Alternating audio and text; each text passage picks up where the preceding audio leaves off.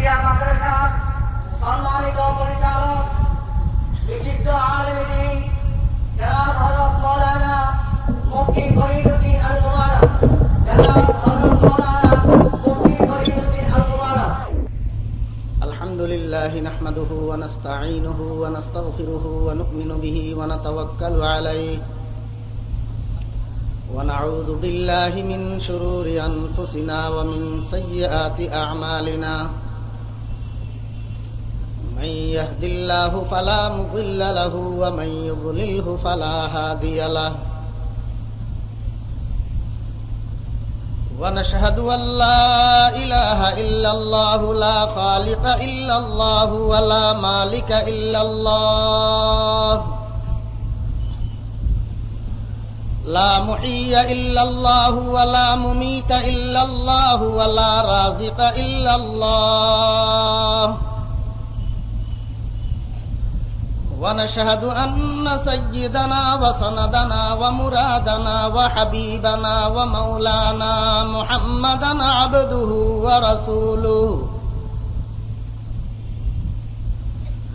الذي علمه الله فأحسن تعليمه وأدبه الله فأحسن تأديبه ثم بعثه الله إلى كافة الناس معلما اللهم فصل وسلم عليه وعلى آله وأصحابه وأزواجه وذرياته وأهل بيته وعلماء أمته وفقهاء ملته ونجابته أجمعين. أما بعد فأعوذ بالله من الشيطان الرجيم. بسم الله الرحمن الرحيم.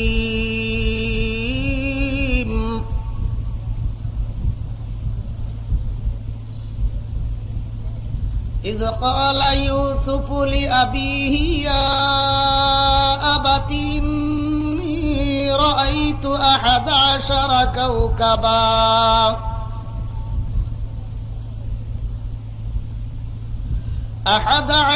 كوكبا والشمس والقمر رأيتهم لي ساجدين.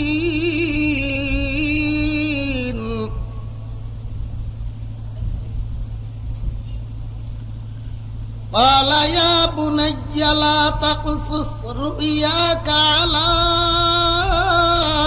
إخوتك فيكيدوا لك كيدا إن الشيطان للإنسان عدو مبين. صدق الله مولانا العظيم.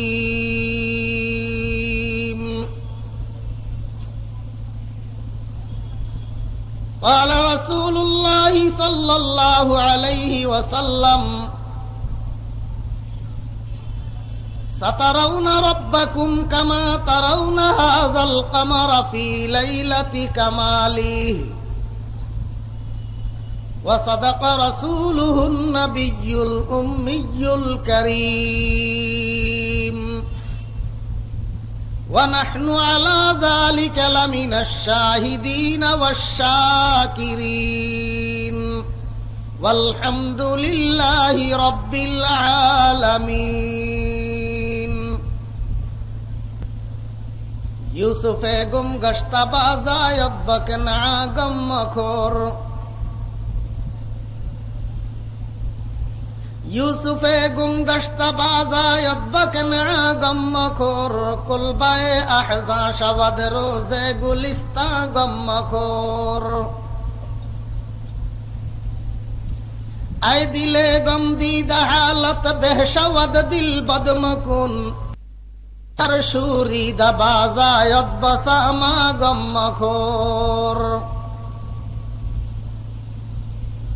I দিলার সাইলে ফানা বুনিয়াদ হস্তি বরকুনদ চুতরানু হস্ত কিস্তি বাজে তুফা গম্মখোর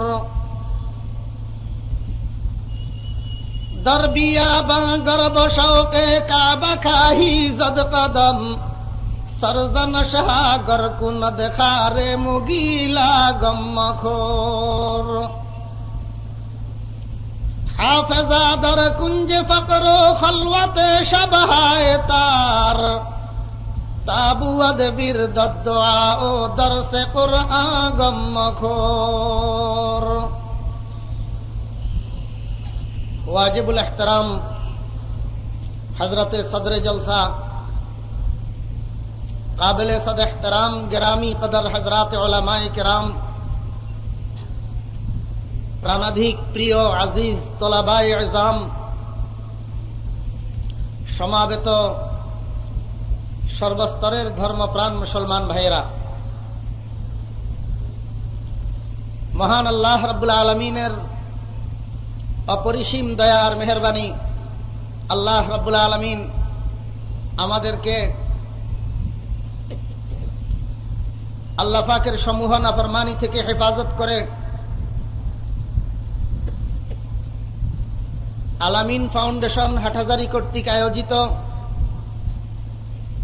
হাটহাজারী কলেজ মাঠে অনুষ্ঠিতব্য দুদিন ব্যাপী এই আজিমুশান মহতি তাফসীরুল কোরআন মাহফিলের অধ্যকার উদ্বোধনী দিবসের সমাপনী পর্যায়ে আমাদেরকে অংশগ্রহণ করার জন্য তৌফিক দিয়েছেন। এই জন্য আমরা সকলে মহান রব্বুল আলামিনের শুকর করি আলহামদুলিল্লাহ। আওয়াজই তো হইল না।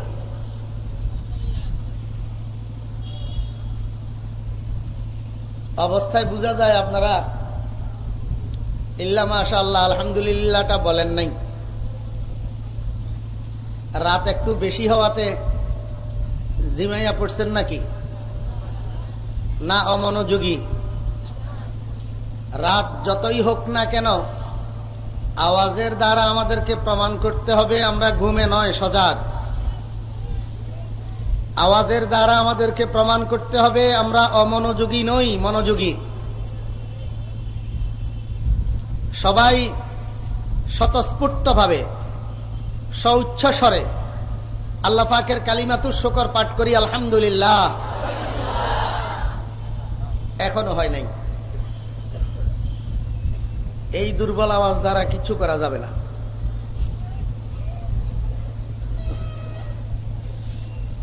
ভাই বেশিরভাগ তো আমরা ওলামা তোলাবা, আপনাদেরকে ওয়াজ করতেও তো আমার ভয় করে। কোরআন শরীফের মধ্যে আল্লাহ পাক রব্বুল আলামিন সুস্পষ্টভাবে ঘোষণা দিয়েছেন লাইন শাকারতুম লাযিদান্নাকুম, যদি আমার নিয়ামতের শুকর আদায় করো আমি নিয়ামত বৃদ্ধি করে দেব। আমরা বর্তমান যুগের মুসলমানদের একটা বদঅভ্যাস আছে, আমরা পণ্ডিতি ভালো পারি কিন্তু কাজ করি না। পণ্ডিতির দ্বারা দুনিয়াতে কিছু আসে না, যা কিছু হয় কাজের দ্বারাই হয়, আমল আমল। আমাদের বাংলাদেশের মুসলমানদের একটা বদঅভ্যাস, কেউ যদি জিজ্ঞেস করে ভাই কেমন আছেন, তো মুখটা বাঁকা কইরা কয় আছি কোন রকম। যদি জিজ্ঞেস করা হয় ভাই ভালো আছেন তো মুখটা বাঁকা কইরা কয় তেমন ভালো না। যদি জিজ্ঞেস করা হয় ভাই কেমন আছেন, উত্তর দে গরিবের কিসের ভালো। যদি জিজ্ঞেস করা হয় ভাই কেমন আছেন, তো বলা হয় না মরিয়া বাঁচিয়াছি। যদি জিজ্ঞেস করা হয় ভাই কেমন আছেন, তো উত্তর দে দোয়া মতো। এই তালিমালি উত্তরগুলা দেওয়া হয়। অথচ সৌদি আরবের মধ্যে আপনি যাইয়া একটা মানুষকে জিজ্ঞেস করেন কাইফাল হাল ইয়া আখি, সাথে সাথে শিক্ষিত অশিক্ষিত সর্বস্তরের মানুষ উত্তর দিবে আলহামদুলিল্লাহ, ফালিল্লাহিল হামদু ওয়াশ শুকর। আমি একবার লাহোরে একটা মুসির কাছে গিয়েছিলাম জুতায় রং করার জন্য। তো ওই দেশের ফর্মালিটি অনুসারে আমি মুসিকে জিজ্ঞেস করলাম, ভাই ক্যা হাল হ্যায়? সাথে সাথে বিলবদিহা ইরতিজালান মুসি উত্তর দিল, বস আল্লাহ কা শুকর হ্যায়, আল্লাহ কা করম হ্যায়, আলহামদুলিল্লাহ। আমি অ্যাস্টনিশ হয়ে গেছি। একটা মুসি তো ভাই দাওরায়ে হাদিস পাশ করা হয় না, বিএমএ পাশ করা হয় না। একটা মুচি তো শিল্পপতি আর কুটিপতি হয় না, সমাজের সাধারণত নিম্ন শ্রেণীর লোক হয়। আর ওই লোকটাকে যখন কুশল জিজ্ঞেস করা হলো, ভাই কি অবস্থা, কেমন আছেন, সেই মুচি সাথে সাথে উত্তর দিল, বস আল্লাহ কা শুকর হ্যায়, আল্লাহ কা করম হ্যায়, আলহামদুলিল্লাহ। আমরা তো দুনিয়ার নিয়ামত বলেন আর আখিরাতের নিয়ামত বলেন, আমরা নিয়ামত পাইয়া শুকর আদায় করতে জানি না। এই জন্য আমাদের আজকে এই দুরবস্থা। ভাই গদিটা একটা নিয়ামত কিনা বলেন? গদি গদি ছোট বড় ইউনিয়ন পরিষদের মেম্বারের গদি থেকে নিয়ে প্রেসিডেন্টের গদি পর্যন্ত সবগুলা গদি একটা নিয়ামত কিনা? এখন এই গদি পাওয়ার পরে যদি কেউ আল্লাহ পাকের শুকর আদায় করে, আল্লাহ পাক বলেন আমি নিয়ামত বাড়াইয়া দেব। কিভাবে বাড়াবে? হয় গদি তার জন্য পার্মানেন্ট হবে, টিকসই হবে, আর যদি গদি তার কপালে নাও থাকে তো ইজ্জতের সহিত সম্মানের সহিত আল্লাহ পাক গদি তার থেকে ছাড়াইয়া দিবে। আর যদি গদি পাইয়া আল্লাহ পাকের শুকর গুজার না হইয়া ইত্রামিয়ার অহংকার করে, উল্টা সিধা কথা বলে, দিনকে রাত বলে, রাতকে দিন বলে, সাধুকে চোর বলে আর চোরকে সাধু বলে, তো আল্লাহ পাক রব্বুল আলামিন বলেন অপেক্ষা কর। কি বলে? অপেক্ষা কর। কিসের জন্য? ইন্না আযাবি লাশাদীদ। এই বদতমিজি গদি পাইয়া কয়দিন করবি? মরতে হবে না তোকে? আখিরাতের আদালত আছে না নাই? আছে। আমার ভাইয়েরা, দোস্ত আহবাব, গদি থাকবে না তো থাকবে না, যাবে তো যাবে, অপমান আর জিল্লতের সহিত যাবে। শুকরে নিয়ামত নিয়ামতাত আফজু কুনাদ, শুকরে নিয়ামত নিয়ামতাত আফজু কুনাদ, কুফরে নিয়ামত আজকাফাত বীরু কুনাদ। তাফসীরের মধ্যে একটা ঘটনা বড় সুন্দর লিখছে, যদিও আমার একটু সময় দেরি হবে আমি বুঝি, কিন্তু তারপরেও না বললে মনে হইতেছে যেন আমার ভাত হজম হবে না। হযরত মুসা আলাইহিস সালাম একদিন তুর পাহাড়ে যাইতেছিলেন আল্লাহ পাকের সাথে কথা বলার জন্য। অর্ধেক রাস্তা গেছেন, পরে রাস্তার পাশে একটা গর্তের মধ্যে হাঁস কতগুলো বসে রয়েছে। হাঁস, হাঁস চিনেন তো সবাই? কি একটু আগে ঠিক কইয়া এত বড় আওয়াজ দিলেন, এখন তো কথা বলেন না। সবাই হাঁস চিনেন তো? কথা কয় তো? হাঁসে কথা কয় না, কিন্তু আল্লাহ বলাইলে বলে, আল্লাহ বলাইলে বলে। গাছে কথা বলে না, কিন্তু আল্লাহ পাক দুনিয়াতে গাছের দ্বারা কথা বলাইছেন। হরিণ কথা বলে না, কিন্তু আল্লাহ পাক হরিণের দ্বারা কথা বলাইছেন। কুকুর কথা বলে না, কিন্তু আল্লাহ পাক কুকুরের দ্বারা কথা বলাইছেন। সাপ কথা বলে না, কিন্তু আল্লাহ পাক সাপের দ্বারাই কথা বলাইছেন। পাথর কথা বলে না, কিন্তু আবু জাহেলের হাতের মুঠের পাথরের দ্বারা আল্লাহ পাক কথা বলাইছেন। সেই আল্লাহ ওই হাঁসগুলোকে বাকশক্তি দিয়া দিছেন। হাঁসগুলো যখন হযরত মুসা আলাইহিস সালামকে দেখছে, জিজ্ঞেস করে, হুজুর কোথায় যাইতেছেন? মুসা আলাইহিস সালামের মাদরি জবানে জিজ্ঞেস করতেছে, হুজুর কোথায় যাইতেছেন? মুসা আলাইহিস সালাম বলেন, আমি তো একটু আল্লাহ পাকের সাথে কথা বলার জন্য তুর পাহাড়ে যাইতেছি। হাঁসগুলো বলে, হুজুর ভালোই তো হইল, আপনি যখন আল্লাহর সাথে কথা বলার জন্য যাইতেছেন, আমাদের একটা আরজি, দীর্ঘদিন পর্যন্ত জমিনে বৃষ্টি হইতেছে না, অনাবৃষ্টির কারণে আল্লাহ পাকের সৃষ্টি জীবগুলো কষ্ট পাইতেছে। আল্লাহ পাককে যদি আপনি একটু জিজ্ঞেস করিয়ে আসেন ভালো হয়, কবে নাগাদ জমিনে বৃষ্টি হইতে পারে? হযরত মুসা আলাইহিস সালাম বলেন, আচ্ছা ঠিক আছে, আমি জিজ্ঞেস করব নি। তুর পাহাড় থেকে ফেরার পূর্ব মুহূর্তে হযরত মুসা আলাইহিস সালাম আল্লাহ পাককে এই কথাটা জিজ্ঞেস করছেন। আল্লাহ পাক রব্বুল আলামিন বলেন, মুসা, আপনি যাওয়ার সময় ওই হাঁসগুলোকে সংবাদ দিয়ে যাবেন, এখন থেকে 40 বছর পর বৃষ্টি হবে। কত বছর পর? হযরত মুসা আলাইহিস সালাম আসার সময় আবার আগের জায়গায় হাঁসগুলোকে পাইছে। হাঁসগুলো জিজ্ঞেস করে, হুজুর, আমাদের আরজিটা জিজ্ঞেস করছিলেন? মুসা আলাইহিস সালাম বলেন, হ্যাঁ, আমি আল্লাহ পাকের কাছে জিজ্ঞেস করছিলাম। আল্লাহ পাক বলেছেন তোমাদেরকে সংবাদ দেওয়ার জন্য এখন থেকে 40 বছর পর বৃষ্টি হবে। এই সংবাদটা শোনার সাথে সাথে সবগুলো হাঁস একসাথে বলি উঠল, আলহামদুলিল্লাহ। মুসা আলাইহিস সালাম একটু রাগী মানুষ তো, চটি গেছে। হেই বেয়াদবের জাত, আলহামদুলিল্লাহ বললি কেন?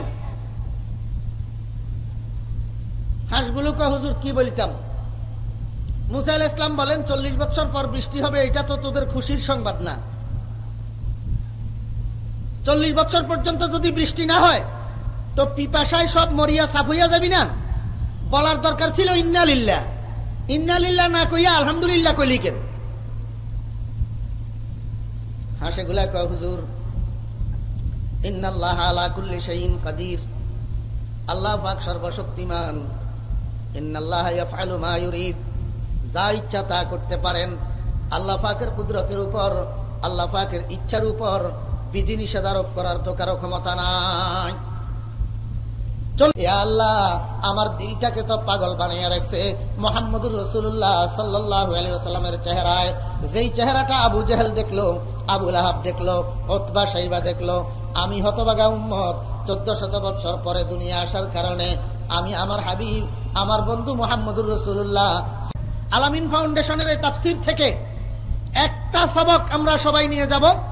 এখন থেকে মৃত্যু পর্যন্ত, এখন থেকে মৃত্যু পর্যন্ত যত মানুষ আমাকে কুশল জিজ্ঞেস করবে, ভাই কেমন আছেন, ভালো আছেন কিনা, এই প্রশ্নের উত্তরে আমাদের উত্তর কি হবে? এ আল্লাহ, আমার দিলটাকে তো পাগল। আলামিন ফাউন্ডেশনের এই তাফসীর থেকে একটা সবক আমরা সবাই নিয়ে যাব। এখন থেকে মৃত্যু পর্যন্ত, এখন থেকে মৃত্যু পর্যন্ত যত মানুষ আমাকে কুশল জিজ্ঞেস করবে, ভাই কেমন আছেন, ভালো আছেন কিনা, এই প্রশ্নের উত্তরে আমাদের উত্তর কি হবে? আলহামদুলিল্লাহ। কি হবে উত্তর ভাই? আলহামদুলিল্লাহ। এই আলহামদুলিল্লাহ বলিয়া কুশলের উত্তর দেওয়া, এটাই হলো সুন্নত। আল্লাহ পাক রব্বুল আলামিন আমাদেরকে জীবনের সব প্রেক্ষাপটে রাসূল আকরাম সাল্লাল্লাহু আলাইহি ওয়াসাল্লামের সুন্নতগুলো খুঁটিয়া খুঁটিয়া, বাসিয়া বাসিয়া আদায় করার তৌফিক দান করেন। খুতবা এবং দরুদ শরীফের পর আমি আপনাদের সামনে আল্লাহ পাকের কালামের বহুল পরিচিত সূরা, সূরা ইউসুফ, এই সূরা ইউসুফের শুরু থেকে 2খানা আয়াতে কারিমা তিলাওয়াত করেছি। সেই সাথে বিশ্ব মুসলিমের হৃদয়ের স্পন্দন, গোটা পৃথিবীর মুসলমানের নয়নের মণি জনাবে মুহাম্মদুর রাসূলুল্লাহ সাল্লাল্লাহু আলাইহি ওয়াসাল্লামের ছোট্ট একখানা হাদিস শরীফ আপনাদের সামনে পাঠ করেছি। আমি আপনাদের প্রতি একটু অসন্তুষ্ট।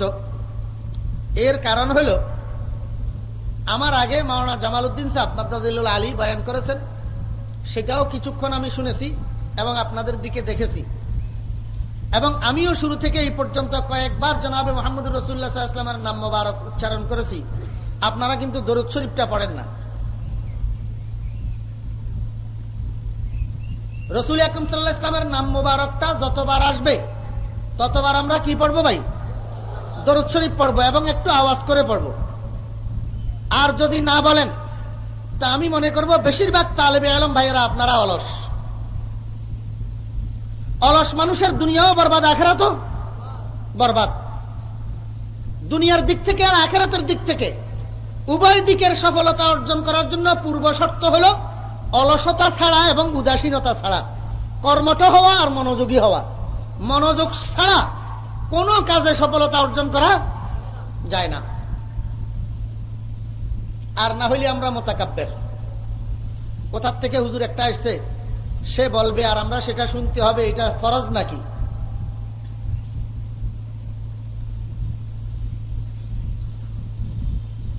রাসূল আকরাম সাল্লাল্লাহু আলাইহি ওয়াসাল্লামের ছোট্ট একখানা হাদিস শরীফ আমি আপনাদের সামনে পাঠ করেছি। সূরা ইউসুফের শুরু থেকে আয়াতে করিমা তিলাওয়াত করেছি। সূরা ইউসুফের মধ্যে আল্লাহ পাক রব্বুল আলামিন একটা কাহিনী বর্ণনা করছেন, এবং এই কাহিনীটা পৃথিবীর ইতিহাসের সবচেয়ে সুন্দরতম এবং শ্রুতিমধুর কাহিনী। এর চেয়ে সুন্দর আর কোনো কাহিনী নেই। আল্লাহ পাক নিজেই এই সূরার শুরুতে নাহনু নাকুসু আলাইকা আহসানুল কাসাস কইয়া এই কাহিনীটাকে পৃথিবীর ইতিহাসের সুন্দরতম কাহিনী হিসেবে আখ্যায়িত করেছেন। এই কাহিনীটা আল্লাহ পাক কুরআন শরীফের মধ্যে নিতান্ত সংক্ষিপ্তভাবে বর্ণনা করেছেন। বিভিন্ন মুফাসসিরিনে কেরাম এই কাহিনীটাকে বিস্তারিতভাবে বর্ণনা করেছেন। তন্মধ্যে একজন ইলমে জাহেরের বাদশা, ইলমে বাতিনের বাদশা হযরত মাওলানা আব্দুর রহমান জামি রহমাতুল্লাহি আলাইহি। আমরা তো অনেকেই জানি আব্দুর রহমান জামি রহমাতুল্লাহি আলাইহি কত বড় আলেম ছিলেন। উনার লিখিত শরহে জামি কিতাবের দিকে তাকাইলেই তার প্রমাণ পাওয়া যায়। আব্দুর রহমান জামি রহমাতুল্লাহি আলাইহি উনার মাতৃভাষা ফার্সি ভাষায়, ফার্সি ভাষার কতগুলো ছন্দের মাধ্যমে এই কাহিনীটার শুরু থেকে শেষ পর্যন্ত বিস্তারিতভাবে বর্ণনা করেছেন। এই কাহিনীটা জামি রহমতুল্লাহ আলাইহির বর্ণনা অনুযায়ী শুরু থেকে শেষ পর্যন্ত বলার জন্য 3-4 দিনের মাহফিলে প্রতিদিন 1.5-2 ঘন্টা করে বয়ান করলে কোন রকমে শেষ করা সম্ভব। একদিনের মাহফিলের মধ্যে এটা শেষ করা সম্ভব না। আর আমার উদ্দেশ্য আপনাদের সামনে শুধু কাহিনী বর্ণনা করা নয়। আমরা এখানে শুধু কাহিনী শোনার জন্য আসি নাই। আমি এই ঘটনার মধ্যে এমন কিছু পয়েন্ট আছে যেই পয়েন্টগুলো থেকে উম্মতে মুহাম্মাদিয়া ইবরত হাসিল করতে পারে, সবক হাসিল করতে পারে, উপদেশ হাসিল করতে পারে, এমন কিছু পয়েন্ট আছে।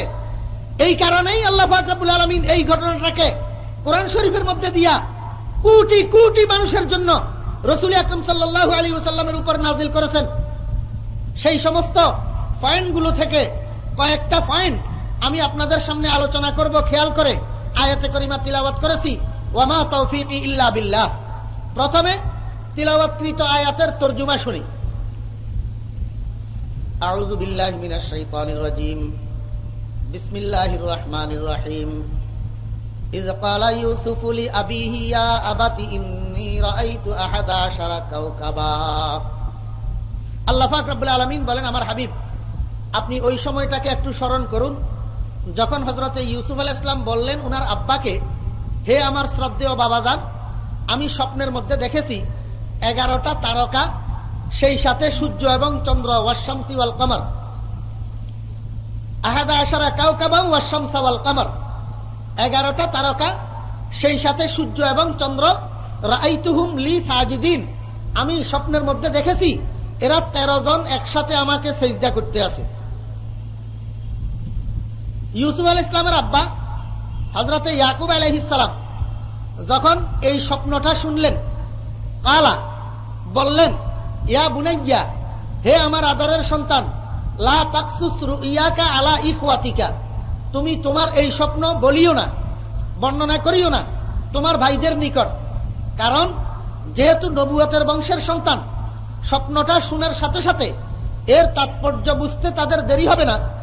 এই স্বপ্নটা শোনার সাথে সাথে ফায়াকিদু লাকা কাইদা, এরা তোমার পিছনে ষড়যন্ত্রে লিপ্ত হইয়া যাবে। কারণ ইন্নাশ শাইতানা লিল ইনসানি আদুব্বুম মুবিন, তোমার ভাইদের কাছে যখন তুমি স্বপ্নটা বর্ণনা করবে তোমার স্বপ্নটা ফাঁস হইয়া যাবে। আর শয়তান তোমাকে দুনিয়া থেকে চিরবিদায় করে দেওয়ার জন্য তোমার ভাইদেরকে তোমার পিছনে লেলিয়ে দিবে। কারণ শয়তান মানুষের প্রকাশ্য শত্রু। এই হলো আয়াতের মোটামুটি অনুবাদ। এখন এখান থেকে আমাদের বুঝার বিষয় হলো ইউসুফ আলাইহিস সালামের আব্বা, ইউসুফ আলাইহিস সালামের আব্বা হযরতে ইয়াকুব আলাইহিস সালাতু ওয়াস সালাম। হযরত ইয়াকুব আলাইহিস সালাম ইউসুফ আলাইহিস সালামের স্বপ্ন শোনার পরে এই স্বপ্নটা ভাইদের কাছে বলতে নিষেধ করলেন কেন? কারণ হযরত ইয়াকুব আলাইহিস সালাম আগে থেকেই জানেন যে ইউসুফ আলাইহিস সালামের বৈমাত্রিক এই ভাইগুলা যদিও বাপ একজন কিন্তু মা দুইজন, এই বৈমাত্রিক ভাইগুলা আগের থেকেই হযরত ইউসুফ আলাইহিস সালামকে হিংসা করে, হযরত ইউসুফ আলাইহিস সালামকে হিংসা করে।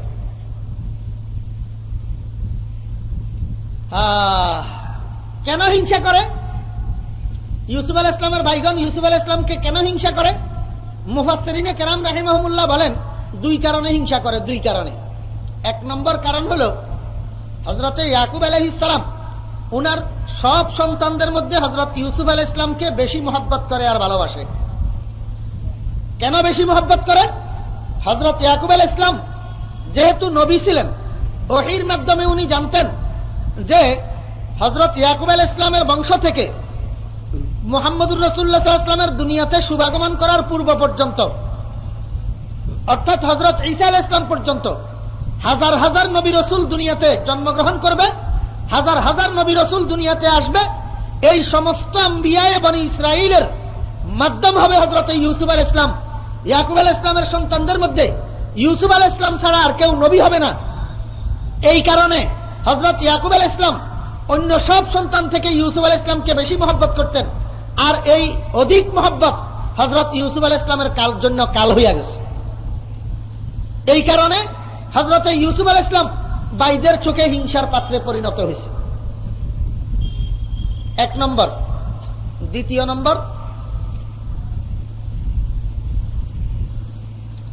যদিও একদিন সময় কম, কিন্তু আমি আপনারা যদি ধৈর্য ধরে বসতে পারেন তো ইনশাআল্লাহুল আজিজ চেষ্টা করব হযরত ইউসুফ আলাইহিস সালামের সাথে জুলাইখার আজকে এখানে বিয়ে পড়ানোর। ক্যাসেটটি প্রযোজনা ও পরিবেশনা করেছে আল আরব এন্টারপ্রাইজ, হাটহাজারী, চট্টগ্রাম। ভাইয়েরা যে হিংসা করে, এর দ্বিতীয় কারণ হযরত ইউসুফ আলাইহিস সালামের দৈহিক রূপ আর সৌন্দর্য। একটা মানুষের দেহের মধ্যে কি পরিমাণ রূপ আর সৌন্দর্য থাকলে পরে ওই মানুষটা অন্যদের চোখে হিংসার পাত্র হইতে পারে। এই জন্য আমাদের একটু জানার দরকার হযরত ইউসুফ আলাইহিস সালামের রূপের পরিমাণ ছিল কত। রাসূল আকরাম সাল্লাল্লাহু আলাইহি ওয়াসাল্লামের হাদিসকে পর্যালোচনা করলে আমরা দেখতে পাই রাসূল আকরাম সাল্লাল্লাহু আলাইহি ওয়াসাল্লাম ইরশাদ করেছেন যে আল্লাহ পাক নাকি আল্লাহ পাকের সমস্ত সৃষ্টি জগৎকে তৈরি করার আগে কতগুলা রূপ আর সৌন্দর্য তৈরি করেছেন।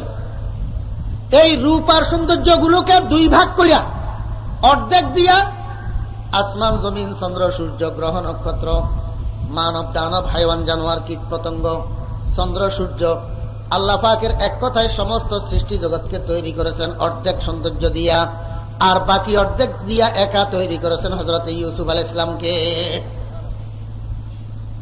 এবার চিন্তা করি দেখেন, হযরত ইউসুফ আলাইহিস সালামের চেহারা বেশি সুন্দর না পূর্ণিমার চাঁদ বেশি সুন্দর?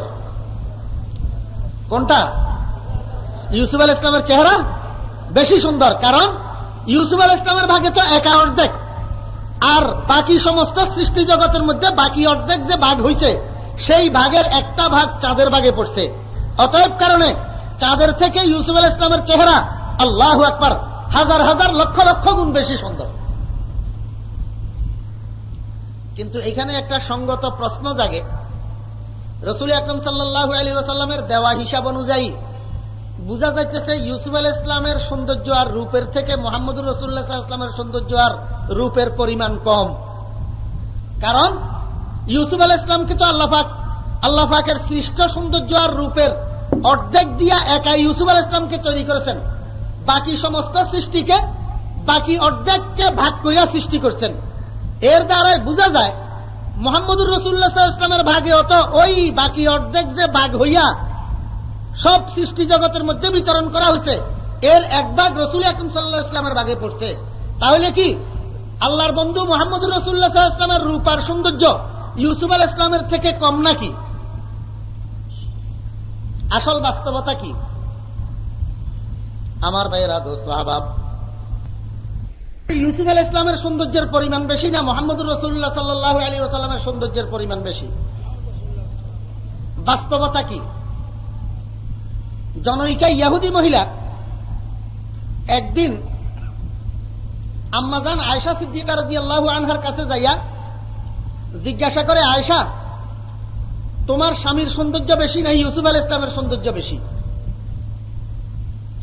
আম্মাজান আয়েশা সিদ্দিকা রাদিয়াল্লাহু আনহা বলেন, হে ইহুদি মহিলা, তুমি এই প্রশ্ন আমাকে কেন করেছো আমি বুঝেছি। তোমরা তাওরাতের মধ্যে পেয়েছো যে আল্লাহ পাকের সৃষ্ট সৌন্দর্যের অর্ধেক দিয়া হযরত ইউসুফ আলাইহিস সালামকে তৈরি করেছেন। এই কারণে তোমরা হিসাব কষেছো যে ইউসুফ আলাইহিস সালামের থেকে মুহাম্মদুর রাসূলুল্লাহ সাল্লাল্লাহু আলাইহি ওয়াসাল্লামের সৌন্দর্যের পরিমাণ কম।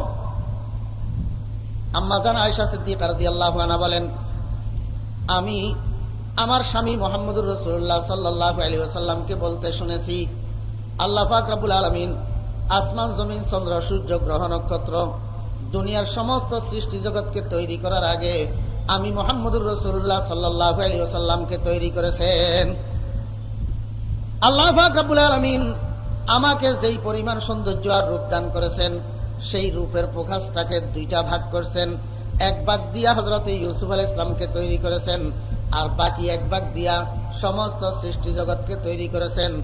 দুইটা অংশকে একসাথে করলে যেই পরিমাণ হয়, সেই পরিমাণ রূপ আর সৌন্দর্য আল্লাহ পাক রব্বুল আলামিন একাই আমি মুহাম্মদুর রাসূলুল্লাহ সাল্লাল্লাহু আলাইহি ওয়াসাল্লামকে দান করেছেন। হুসনে ইউসুফ দমে ঈসা ইয়াদে বাইজাদারি, হুসনে ইউসুফ দমে ঈসা ইয়াদে বাইজাদারি, आँचे खूबा हमादारंद तू तन्हादारी, ऐसा तुझे खालिक ने तरहदार बनाया, यूसुफ को तेरे तालिब दीदार बनाया। আমার যুবক ভাইয়েরা, তরুণ ভাইয়েরা, যে সমস্ত স্কুল কলেজের ছাত্র ভাইয়েরা কষ্ট করে এখানে আসছেন, আপনাদের উদ্দেশ্যে আমি একটু বলবো, আমরা তো দুনিয়ার কত সৌন্দর্যের পাগল হয়েছি। বর্তমান সময়ে টেলিভিশনের পর্দার পাগল হয়েছি, সিনেমার পর্দার পাগল হয়েছি, সিনেমার নায়ক নায়িকাদের চেহারার সৌন্দর্যের পাগল হইলাম, কিন্তু মুহাম্মদুর রাসূলুল্লাহ সাল্লাল্লাহু আলাইহি ওয়াসাল্লামের সৌন্দর্যের সন্ধান করলাম না। এই সময়ের মধ্যে আমি আপনাদের সামনে একটু সামান্য আল্লাহর হাবিব জনাব রাসূলুল্লাহ সাল্লাল্লাহু আলাইহি ওয়াসাল্লামের রূপের পরিমাণ একটু আলোচনা করতে চাই। হযরত জাবের রাদিয়াল্লাহু আনহু থেকে রওয়ায়াত বর্ণিত, হযরত জাবের রাদিয়াল্লাহু আনহু বলেন, হে দুনিয়ার মানুষেরা, আমরা রাসূলের সাহাবীগণ পূর্ণিমার রাত্রে একবার আকাশের চাঁদের দিকে তাকাইতাম, আর একবার নবীজি মুহাম্মদুর রাসূলুল্লাহ সাল্লাল্লাহু আলাইহি ওয়াসাল্লামের চেহারার দিকে তাকাইতাম। আমি জাবের খোদার কসম করে বলছি, 14 তারিখের পূর্ণিমার চাঁদের থেকে আমার নবীজি মুহাম্মদুর রাসূলুল্লাহ সাল্লাল্লাহু আলাইহি ওয়াসাল্লামের চেহারার সৌন্দর্য লক্ষ লক্ষ কোটি কোটি গুণ বেশি। আমার ভাইয়েরা, দোস্ত আহবাব, হযরতে উম্মে সালমা রাদিয়াল্লাহু আনহা থেকে রওয়ায়াত বর্ণিত, হযরতে উম্মে সালমা রাদিয়াল্লাহু আনহা বলেন, হে দুনিয়ার মানুষেরা, দেখার জন্য আমার ভাইয়েরা, দোস্ত আহবাব, সেই লোকগুলা আবার টেলিভিশনে, ইয়া আল্লাহ, আমার দিলটাকে তো পাগল বানিয়ে রাখছে মুহাম্মদুর রাসূলুল্লাহ সাল্লাল্লাহু আলাইহি ওয়াসাল্লামের চেহারায়। যেই চেহারাটা আবু জেহেল দেখলো, আবু লাহাব দেখলো, উতবা শাইবা দেখলো, আমি হতভাগা উম্মত 1400 বছর পরে দুনিয়া আসার কারণে আমি আমার হাবিব, আমার বন্ধু মুহাম্মদুর রাসূলুল্লাহ সাল্লাল্লাহু আলাইহি ওয়াসাল্লামের চেহারা মোবারক দেখা আমার ভাগ্যে জুটে নাই। ইয়া আল্লাহ, দয়া করে মেহেরবানি করে আমাকে তোমার হাবিবের চেহারাখানা স্বপ্ন যোগে হইলেও দেখাইয়া দাও না। রাত্র দিন আল্লাহর দরবারে উলামায়ে কেরাম কাঁদতেছে আর দোয়া করতেছে আল্লাহর হাবিবের দরবারে, আল্লাহর হাবিবের চেহারাখানা দেখার জন্য। আমার ভাইয়েরা, দোস্ত আহবাব, সেই লোকগুলা আবার টেলিভিশনের দিকে কেমনে তাকাবে? দুনিয়ার কতগুলো নাপাক পানির তৈরি, দুনিয়ার কতগুলো নাপাক পানির তৈরি সামান্য মহিলা। আমার ছোট ভাইয়েরা, এই মহিলাদের চেহারার পাগল কেমনে হবে? গানের পাগল কেমনে হবে? বাজনার পাগল কেমনে হবে? ও ছোট ভাইয়েরা, দোস্ত আহবাব, মুসলমানের সন্তান হইয়া আল্লাহর হাবিব জনাবে মুহাম্মদুর রাসূলুল্লাহ সাল্লাল্লাহু আলাইহি ওয়াসাল্লামের উম্মত হইয়া আমাদের কাছে রসুলের চেহারা ভালো লাগে না, রসুলের সৌন্দর্য ভালো লাগে না। আমাদের কাছে ভালো লাগে মুসলমানের সন্তান হইয়া হিন্দি ছায়াছবি আর হিন্দি ছায়াছবির গান। অল্প পয়সায় পাওয়া যায় বর্তমান যুগে, অল্প পয়সায় 3500-4000 টাকা দামের চায়না মোবাইল সেট। এই চায়না মোবাইল সেট খরিদ করিয়া মুসলমানের সন্তানেরা ডিজিটাল সাউন্ড দাম দাম দাম দাম আওয়াজ করে। মুসলমানের সন্তানেরা এই চায়না মোবাইল সেট খরিদ করিয়া 1 গিগা 2 গিগা মেমোরি কার্ড সেটার মধ্যে ঢুকাইয়া সম্পূর্ণ মেমোরি কার্ডটা কম্পিউটার থেকে হিন্দি ছায়াছবির গানের দ্বারা লোড করিয়া এইবার রাস্তা দিয়া হাঁটে, আর দিন রাত 24 ঘন্টা ইন্ডিয়ান ছায়াছবির গান শুনিয়া জীবন কাটায়। এমনকি রাত্রে ঘুমানোর সময় বালিশের পাশে মোবাইলটা রাখি, মোবাইলের মধ্যে হেডফোনের তার ঢুকাইয়া, হেডফোনের তারের আরেক মাথার দুইটা দিক দুই কানের মধ্যে ঢুকাইয়া বালিশের পাশে মোবাইলটা রাখি, ইন্ডিয়ান ছায়াছবির গান শুনে আর ঘুমানোর জন্য অপেক্ষা করে। গান শুনতে শুনতে এক সময় তার চোখের পাতা জুড়ে ঘুম আসে যায়, চোখ বন্ধ হইয়া যায়, ওই সময় ঘুমাইয়া পড়ে, যেই সময়ও তার দুই কানে দিয়া ইন্ডিয়ান ছায়াছবির গান প্রবেশ করতে থাকে। আমার ছোট ভাইয়েরা, ইন্ডিয়ান ছায়াছবির গানগুলোর মধ্যে অনেক গান আছে যেই গানগুলোর মধ্যে কুফর আছে, কুফর। ইন্ডিয়ান ছায়াছবির অনেক গানের মধ্যে কুফর আছে। एग्जाम्पल स्वरूप, जीता हूं जिसके लिए मरता हूं, नकले कुफर कुफर नबाशत।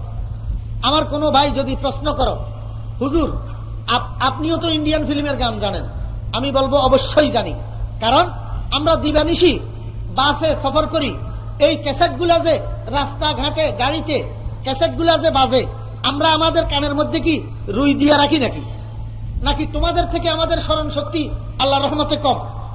তোমরা তো ইন্ডিয়ান গানের পাগল, ইন্ডিয়ান গান ছাড়া পেটের ভাত হজম হয় না। কিন্তু সত্য বলতে গেলে একটা গানের শুরু থেকে শেষ পর্যন্ত তোমরা বুঝো না, বুঝি আমরা। কারণ আমরা উর্দু মিডিয়া লেখাপড়া করছি, উর্দু ভাষায় আল্লাহর রহমতে ঘন্টার পর ঘন্টা কথা বলতে পারি। আমরা ছাত্রদেরকে ক্লাসের মধ্যে পড়াই উর্দু বক্তব্যের মাধ্যমে উর্দু ভাষায়, যার কারণে তোমাদের থেকে উর্দু আমরা বেশি বুঝি। এই কারণে ওই গানগুলা তোমরা শুনো ঠিক, কিন্তু কান সুখ করো, বুঝো না। আমার ছোট ভাইয়েরা, তোমাদের শোনার মধ্যে আর আমাদের শোনার মধ্যে ডিফারেন্স কি? আমরাও ইন্ডিয়ান ফিল্মের গান অনিচ্ছাকৃতভাবে শুনি, কিন্তু দীর্ঘদিন কিতাবের বোঝা বহন করার কারণে, দীর্ঘদিন বুজুর্গানে দিনের জুতা সোজা করার কারণে এই গানের আওয়াজ আমাদের এক কান দিয়া ঢুকে আর এক কান দিয়া বাইর হয়। আল্লাহ পাকের শুকর, এইটার কোনো প্রভাব আমাদের কলবের উপরে পড়ে না। আলহামদুলিল্লাহ। আমার ছোট ভাইয়েরা, जीता हूं जिसके लिए मरता हूं কি অর্থ? যার জন্য বাঁচি, যার জন্য মরি। অর্থ কি? যার জন্য আমার জীবন, যার জন্য আমার মরণ। কে বলে? কে? नाउजुबिल्लाह मिन जालिक। एक लड़की है जिसे मैं प्यार करता हूं, সে একটি মেয়ে যাকে আমি ভালোবাসি। আস্তাগফিরুল্লাহ। ও ভাইয়েরা, দোস্ত আহবাব, মুসলমানের সন্তান যদি হইয়া থাকো, মুসলমান আব্বার ঔরসে যদি জন্ম হইয়া থাকে, মুসলমান মায়ের দুধ পান করে যদি বড় হইয়া থাকো, এমন উক্তি মুসলমানের ছেলের হইতে পারে না, এমন কথা মুসলমানের ছেলে বিশ্বাস করতে পারে না, এমন কথার দ্বারা মুসলমানের সন্তান স্বাদ উপলব্ধি করতে পারে না। সুস্পষ্ট কোরআনের খেলাফ। আল্লাহ পাক রব্বুল আলামিন বলেন, আমার হাবিব আপনি বলুন, কুল ইন্না সালাতি ওয়া নুসুকি ওয়া মাহইয়ায়া ওয়া মামাতি লিল্লাহি রাব্বিল আলামিন। আমার হাবিব আপনি বলুন, ইন্না সালাতি ওয়া নুসুকি, আমার নামাজ আমার কুরবানি, আমার নামাজ আমার কুরবানি, ওয়া মাহইয়ায়া ওয়া মামাতি, কোন রকমের তাফসীরের ব্যাখ্যার দরকার নাই, ডাইরেক্ট শব্দ, ওয়া মাহইয়ায়া ওয়া মামাতি, আমার জীবন আমার মরণ লিল্লাহি রাব্বিল আলামিন। মুসলমানের জীবন মরণ কার জন্য? কার জন্য ভাই? আল্লাহর জন্য। যেই জীবন মরণের উপর আল্লাহ পাক সন্তুষ্ট না থাকে, সেই জীবন মরণ শিয়াল কুকুরের জীবন মরণ থেকেও খারাপ। আমার ভাইয়েরা, দোস্ত আহবাব, মুসলমান একজন আরেকজনকে মহব্বত করবে, আব্বা আম্মা সন্তানদেরকে মহব্বত করবে, সন্তান আব্বা আম্মাকে মহব্বত করবে, স্বামী স্ত্রীকে ভালোবাসবে, স্ত্রী স্বামীকে ভালোবাসবে, ভাই বোনকে ভালোবাসবে, বোন ভাইকে ভালোবাসবে, এক ভাই আরেক ভাইকে ভালোবাসবে, এক বন্ধু আরেক বন্ধুকে আল্লাহর রাস্তায় মহব্বত করবে।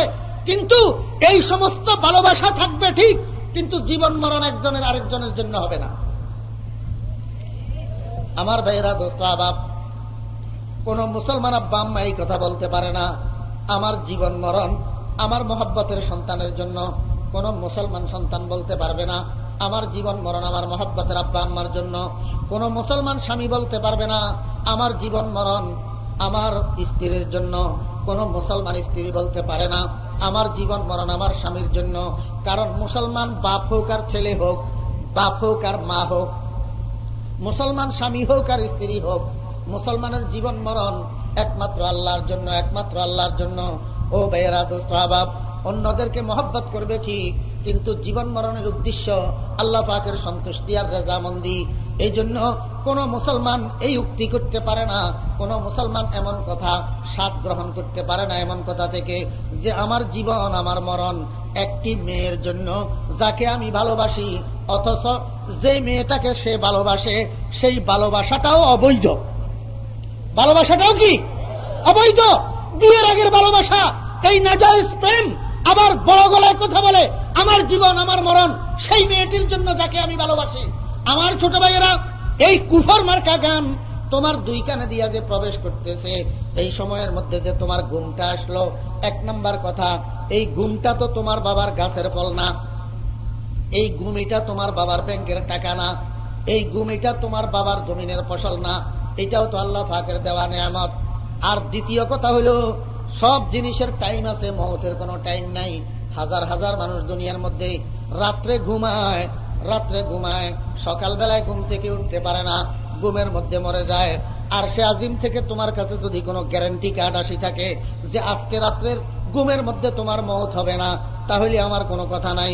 আর যদি গ্যারান্টি কার্ড না আসি থাকে, আজকের এই ঘুমের মধ্যে যদি তোমার মৃত্যু হইতে পারে, যে এই বিশ্বাস যদি তোমার থাকি থাকে, ও ছোট ভাইয়েরা আমাকে একটু বলো, ইন্ডিয়ান ছায়াছবির কুফর মার্কা গান তোমার কানে দিয়া প্রবেশ করতে আছে, আর তুমি স্বাদ গ্রহণ করিয়া করিয়া সেটাকে শুনতে আসো, তৃপ্তি সেখান থেকে উপভোগ করতেছ। আর এই অবস্থায় তোমার ঘুম আসছে, সেই ঘুমের মধ্যে তোমার মওত আসছে।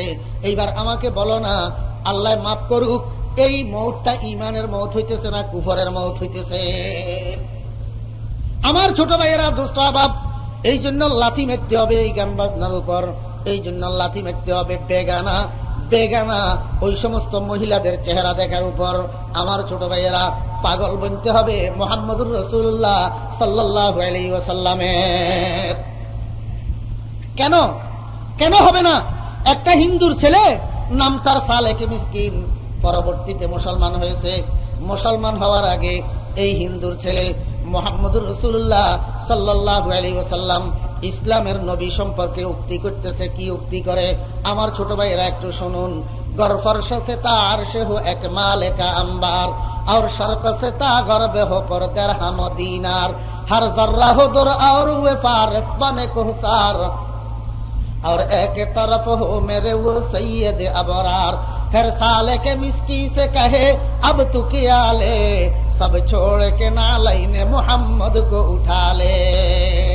हिंदुर ছেলে সালে কি মিসকিন বলে, হে দুনিয়ার মানুষেরা, যদি ফরশ থেকে আরশ পর্যন্ত, এই জমিন থেকে আল্লাহ পাকের আরশ পর্যন্ত একটা মালের স্তূপ হইয়া যায়, আর পৃথিবীর পূর্ব দিগন্ত থেকে পশ্চিম দিগন্ত পর্যন্ত, পৃথিবীর পূর্ব দিগন্ত থেকে পশ্চিম দিগন্ত পর্যন্ত গোটা পৃথিবীটা যদি হীরা জওহরার মণিমুক্তায় ভর্তি হইয়া যায়, স্বর্ণ মুদ্রার রূপ্য মুদ্রায় ভর্তি হইয়া যায়, মুলকে ফারেস নামের ওই দেশটার প্রত্যেকটি বালিকণা যদি হীরা জওহরার মণিমুক্তায় রূপান্তরিত হয়, আর এই সমস্ত দামি দামি সম্পদগুলাকে যদি আমার এক পার্শ্বে স্তূপ দিয়া রাখা হয়, আর এক পার্শ্বে যদি ইসলামের নবী মুহাম্মদুর রাসূলুল্লাহ সাল্লাল্লাহু আলাইহি ওয়াসাল্লামকে রাখা হয়, এরপর যদি আমি সালেকে মিসকিনকে জিজ্ঞেস করা হয়, ও সালেকে মিসকিন, তোমার এক পার্শ্বে দুনিয়া ভর্তি দামি দামি সম্পদ আর মাল, আর এক পার্শ্বে মুহাম্মদুর রাসূলুল্লাহ, তুমি কোনটা নিবা, কোনটা গ্রহণ করবা বলো? সালেকে মিসকিন বলে, আমি সালেকে মিসকিন একটা সেকেন্ড দেরি করব না, একটা সেকেন্ড দেরি করব না, সঙ্গে সঙ্গে বসার থেকে উঠি মুহাম্মদুর রাসূলুল্লাহ সাল্লাল্লাহু আলাইহি ওয়াসাল্লামের দুইখানা জুতা মোবারক বুকে জড়াইয়া নেব, দুনিয়ার মানুষকে দেখাইয়া দিব, হে দুনিয়ার মানুষেরা, আমি হিন্দুর ছেলে সালেকে মিসকিনের কাছে দুনিয়া ভর্তি দামি দামি মালের থেকে মুহাম্মদুর রাসূলুল্লাহ সাল্লাল্লাহু আলাইহি ওয়াসাল্লামের দুইখানা জুতার দাম বেশি। फिर साले के मिस्की से कहे अब तू क्या ले, सब छोड़ के नालैने मोहम्मद को उठा ले। আল্লাহ পাক রব্বুল আলামিন আমাদেরকে বক্তৃতায় আর পণ্ডিতায় আর গতানুগতিক নয়, বাস্তবিক সত্যিকার অর্থে মুহাম্মদুর রাসূলুল্লাহ সাল্লাল্লাহু আলাইহি ওয়াসাল্লামের পাগল বানার তৌফিক দান করেন। সত্যিকার পাগল, ধোঁকাবাজ না। সত্যিকার মুহাম্মদুর রাসূলুল্লাহ সাল্লাল্লাহু আলাইহি ওয়াসাল্লামের পাগল বানার আল্লাহ পাক রব্বুল আলামিন আমাদেরকে তৌফিক দান করেন। যেই পাগল বানার দ্বারা মুহাম্মদুর রাসূলুল্লাহ সাল্লাল্লাহু আলাইহি ওয়াসাল্লামের জীবন আদর্শের অনুসরণ আর অনুকরণ করা সম্ভব। হযরত ইউসুফ আলাইহিস সালামের সৌন্দর্য বেশি না রাসূল আকরাম সাল্লাল্লাহু আলাইহি ওয়াসাল্লামের সৌন্দর্য বেশি? রাসূল আকরাম সাল্লাল্লাহু আলাইহি ওয়াসাল্লামের সৌন্দর্য বেশি। কিন্তু শেষ পর্যন্ত হযরত ইউসুফ আলাইহিস সালামের এই স্বপ্নটা শেষ পর্যন্ত গোপন থাকে নাই, ফাঁস হইয়া গেছে। হযরত ইউসুফ আলাইহিস সালামের ভাইয়েরা ইউসুফ আলাইহিস সালামকে দুনিয়া থেকে বিদায় দেওয়ার জন্য চেষ্টা করতেছে। পরিকল্পনা মোতাবেক আব্বার কাছে যাইয়া বলে, আব্বা আমরা মাঠে খেলা করার জন্য যাই, আর আমাদের ছোট ভাই ইউসুফ একা একা ঘরে বসে থাকে, মনমরা মনমরা কেমন লাগে, আপনি যদি একটু অনুমতি দিতেন তাহলে আমরা ইউসুফকে সাথে করে খেলার জন্য নিয়ে যেতাম। হযরত ইয়াকুব আলাইহিস সালাম বলেন, বাবারা তোমরা তো খেলার নামে নিয়ে যেতে চাইতেছ, কিন্তু তোমাদের উদ্দেশ্য তো আসলে ভালো না। কিন্তু হযরত ইউসুফ আলাইহিস সালাম নিজেই এসে কয়, আব্বাজান আসলেও তো আমি একা একা বসে থাকি, ভালো লাগে না, আপনি যদি অনুমতি দিতেন আমি ভাইয়াদের সাথে খেলতে যাইতাম, ভালো হইতো না?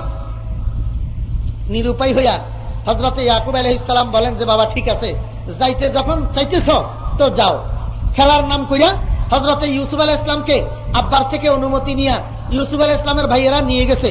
এখন নিয়া নিরাপদ দূরত্বে হযরত ইউসুফ আলাইহিস সালামকে দাঁড় করাইয়া ইউসুফ আলাইহিস সালামের ভাইয়েরা এখন পরামর্শ করতেছে কিভাবে খতম করা যায়। একজন পরামর্শ দিল, এত কথার দরকার কি, এমনি সোজা সোয়াই জবাই করে দাও, তুলুহু।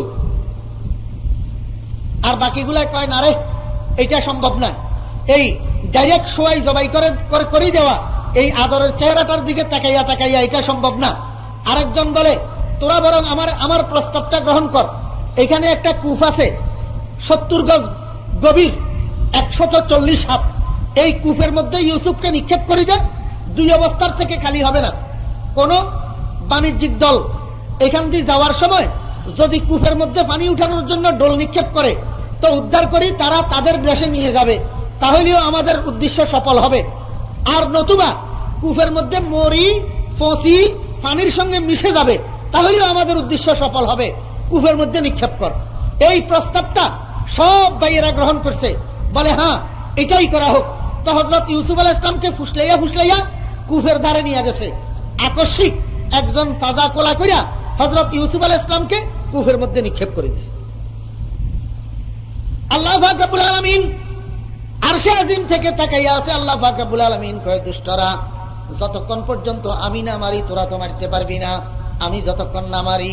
আল্লাহ পাক রব্বুল আলামিন জিবরাইল আলাইহিস সালামকে বলেন, জিবরাইল তারা আর এই সমস্ত দামি দামি সম্পদগুলাকে যদি আমার এক পার্শ্বে স্তূপ দিয়া রাখা হয়, আর এক পার্শ্বে যদি ইসলামের নবী মুহাম্মদুর রাসূলুল্লাহ সাল্লাল্লাহু আলাইহি ওয়াসাল্লামকে রাখা হয়, এরপর যদি আমি সালেকে মিসকিনকে জিজ্ঞেস করা হয়, ও সালেকে মিসকিন তোমার এক পার্শ্বে দুনিয়া ভর্তি দামি দামি সম্পদ আর মাল, আর এক পার্শ্বে মুহাম্মদুর রাসূলুল্লাহ, তুমি কোনটা নিবা, কোনটা গ্রহণ করবা বলো?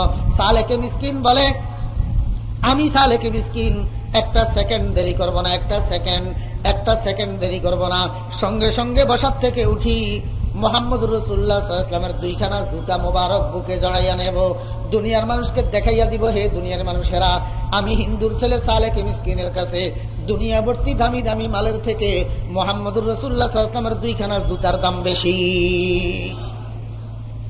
फिर सालेके मिस्की से कहे अब तू क्या ले, सब छोड़ के नालैने मोहम्मद को उठा ले। আল্লাহ পাক রব্বুল আলামিন আমাদেরকে বক্তৃতায় আর পণ্ডিতায় আর গতানুগতিক নয়, বাস্তবিক সত্যিকার অর্থে মুহাম্মদুর রাসূলুল্লাহ সাল্লাল্লাহু আলাইহি ওয়াসাল্লামের পাগল বানার তৌফিক দান করেন। সত্যিকার পাগল, ধোঁকাবাজ না। সত্যিকার মুহাম্মদুর রাসূলুল্লাহ সাল্লাল্লাহু আলাইহি ওয়াসাল্লামের পাগল বানার আল্লাহ পাক রব্বুল আলামিন আমাদেরকে তৌফিক দান করেন। যেই পাগল বানার দ্বারা মুহাম্মদুর রাসূলুল্লাহ সাল্লাল্লাহু আলাইহি ওয়াসাল্লামের জীবন আদর্শের অনুসরণ আর অনুকরণ করা সম্ভব।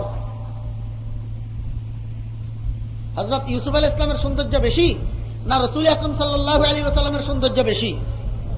রাসূল আকরাম সাল্লাল্লাহু আলাইহি ওয়াসাল্লামের সৌন্দর্য বেশি। কিন্তু শেষ পর্যন্ত হযরত ইউসুফ আলাইহিস সালামের এই স্বপ্নটা শেষ পর্যন্ত গোপন থাকে নাই, ফাঁস হইয়া গেছে। হযরত ইউসুফ আলাইহিস সালামের ভাইয়েরা ইউসুফ আলাইহিস সালামকে দুনিয়া থেকে বিদায় দেওয়ার জন্য চেষ্টা করতেছে। পরিকল্পনা মোতাবেক আব্বার কাছে যাইয়া বলে, আব্বা আমরা মাঠে খেলা করার জন্য যাই, আর আমাদের ছোট ভাই ইউসুফ একা একা ঘরে বসে থাকে, মনমরা কেমন লাগে, আপনি যদি একটু অনুমতি দিতেন তাহলে আমরা ইউসুফকে সাথে করে খেলার জন্য নিয়ে যেতাম। হযরত ইয়াকুব আলাইহিস সালাম বলেন, বাবারা তোমরা তো খেলার নামে নিয়ে যেতে চাইতেছ, কিন্তু তোমাদের উদ্দেশ্য তো আসলে ভালো না। কিন্তু হযরত ইউসুফ আলাইহিস সালাম নিজেই এসে কয়, আব্বাজান আসলে তো আমি একা একা বসে থাকি, ভালো লাগে না, আপনি যদি অনুমতি দিতেন আমি ভাইয়াদের সাথে খেলতে যাইতাম, ভালো হইতো না? নিরুপায় হইয়া হযরত ইয়াকুব আলাইহিস সালাম বলেন যে বাবা ঠিক আছে, যাইতে যখন চাইতেছ তো যাও। খেলার নাম কইরা হযরত ইউসুফ আলাইহিস সালামকে আব্বার থেকে অনুমতি নিয়া ইউসুফ আলাইহিস সালামের ভাইয়েরা নিয়ে গেছে। এখন নিয়া নিরাপদ দূরত্বে হযরত ইউসুফ আলাইহিস সালামকে দাঁড় করাইয়া ইউসুফ আলাইহিস সালামের ভাইয়েরা এখন পরামর্শ করতেছে কিভাবে খতম করা যায়। একজন পরামর্শ দিল, এত কথার দরকার কি, এমনি সোজা সোয়াই জবাই করি দাও তুলুহু। আর বাকিগুলা কয় না রে এটা সম্ভব না, এই ডাইরেক্ট সোয়াই জবাই করে দেওয়া, এই আদরের চেহারাটার দিকে তাকাইয়া তাকাইয়া এটা সম্ভব না। আরেকজন বলে তোরা বরং আমার প্রস্তাবটা গ্রহণ কর, এখানে একটা কূপ আছে 70 গজ গভীর, 140 হাত, এই কূপের মধ্যে ইউসুফকে নিক্ষেপ করে দেয়, 2 অবস্থার থেকে খালি হবে না। কোন বাণিজ্যিক দল এখান দিয়ে যাওয়ার সময় যদি কূপের মধ্যে পানি উঠানোর জন্য ডোল নিক্ষেপ করে তো উদ্ধার করি তারা তাদের দেশে নিয়ে যাবে, তাহলেও আমাদের উদ্দেশ্য সফল হবে। আর নতুবা কূপের মধ্যে মরি ফসি পানির সঙ্গে মিশে যাবে, তাহলেও আমাদের উদ্দেশ্য সফল হবে, কূপের মধ্যে নিক্ষেপ কর।